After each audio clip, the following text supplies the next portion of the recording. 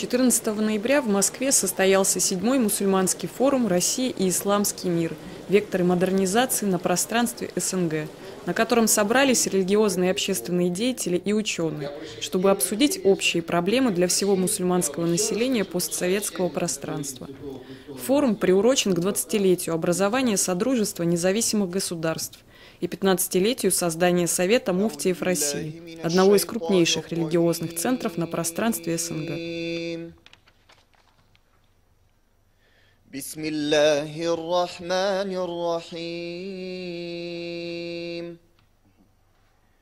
ولقد كتبنا في الزبور من بعد الذكر أن الأرض يرثها عبادي الصالحون إن في هذا لبلاغا لقوم عابدين وما أرسلناك إلا رحمة للعالمين. Традиция проведения мусульманских форумов сложилась одновременно с появлением в Российской Федерации нового праздника – Дня народного единства, который призван объединить всех граждан страны вне зависимости от их национальной, религиозной, расовой принадлежности.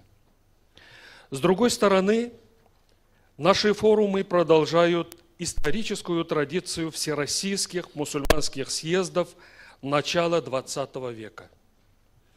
Сегодня, как и 100 лет назад, они призваны выработать новую повестку дня для всей мусульманской уммы стран Содружества независимых государств, создать модель взаимоотношений уммы и государства, которая была бы приемлема для всех заинтересованных сторон и которое привело бы в итоге к существенному прогрессу в межрелигиозной и межнациональной сферах. Нет ни одного исламского государства, власти, которые были бы заинтересованы в поддержке радикализма, экстремизма, терроризма, выступающего под флагом ислама. Есть отдельные организации, есть конкретные лица, которые помогают экстремистам во власти, режимы не помогают. Слишком большую угрозу представляют эти силы, воплощающие нетерпимость, жесткость, неприятие всего нового, непривычного. Такие силы действуют и в России, прежде всего в республиках Северного Кавказа. Принято считать, что под влиянием экстремистов, боевиков в этих республиках связано с тем, что властям не удается решить проблему безработицы и бедности. Соответственно, основные усилия российского государства здесь направлены на экономическое, социальное развитие северно-кавказских республик. Средства на это, вы все знаете, выделяются огромные. Однако не все так просто. Приведенные данные и опросы говорят, что 50% молодежи, которая уходит в лес, к боевикам, спасаясь от произвола силовых структур, не желая мириться с засилием кланов и коррупции, не веря, что федеральные власти в состоянии с этим покончить. Лишь 21% опрошенных считает, что основная причина ухода молодых в лес – это отсутствие работы. В одном из своих интервью руководитель Республики Ингушетии Юнусбек Евкуров отметил, что 80% тот, кто уничтожен, арестован или находится в рядах боевиков, это люди, которые имеют или имели высшее образование или среднепрофессиональное, имели хорошую зарплату от 20 до 25 тысяч рублей в месяц и более. А также он подтвердил, что среди боевиков были кандидаты наук, милиционеры и чиновники. Иными словами, современные российские исламские экстремисты, террористы, люди идейные, а не просто наемники и спасающиеся от бедности. Нам, я имею в виду себя, как представителя государственной федеральной власти федерального уровня, надо срочно усилить идеологическую составляющую борьбу с экстремизмом, выступающим под религиозными и националистическими флагами. За последние 120 лет религии западных стран сильно изменились и, в кавычках, модернизировались. А у нас в России этим влиянием подвержены не были, а если и были, то в значительно меньшей степени. Это не хорошо и не плохо. Как говорится, тише едешь, дальше будешь. Для нас важно сохранить и приумножить братские отношения, сочувствовать друг другу, сопереживать.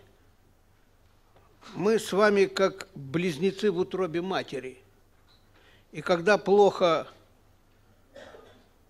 летчикам нашим и таджикам нашим, а не все наши, то нам всем плохо. И ни летчики, ни рабочие трудяги, таджики не могут быть заложниками чиновников. Сегодня на мусульманские праздники, мы знаем, не хватает мечетей. Но не только в Москве, но и в Европе, и Израиле. Что там говорить? Мечети Соединенных Штатов Америки не способны обслужить быстро растущее мусульманское население. В связи с чем, например, мусульмане штата Вирджиния проводят праздничные богослужения в синагогах. Как это? Да, это так. Библейский пророк Исаия учил: наш дом может быть домом для всех народов. Но у нас, россиян, есть своя поговорка: в гостях хорошо, а дома лучше. Поэтому мы поддерживаем строительство новых мечетей в Москве и в других городах, в том числе и в американской Вирджинии. В российском обществе на равных правах проживают и православные люди разных национальностей и вер, мусульмане, иудеи, буддисты, представители других верований. Те, кто пытается посеять вражду между ними, опираясь на локальные конфликты, являются недругами нашей Родины, потому что их усилия сознательно или несознательно направлены на дестабилизацию страны, на ее разрушение. Роль традиционных религий в противодействии этим злоумышленникам нельзя переоценить. Важным вкладом в нормализацию отношений между людьми может стать и уже является конструктивная общественная дискуссия по многим вопросам, в том числе по вопросам строительства культовых зданий традиционных религий России.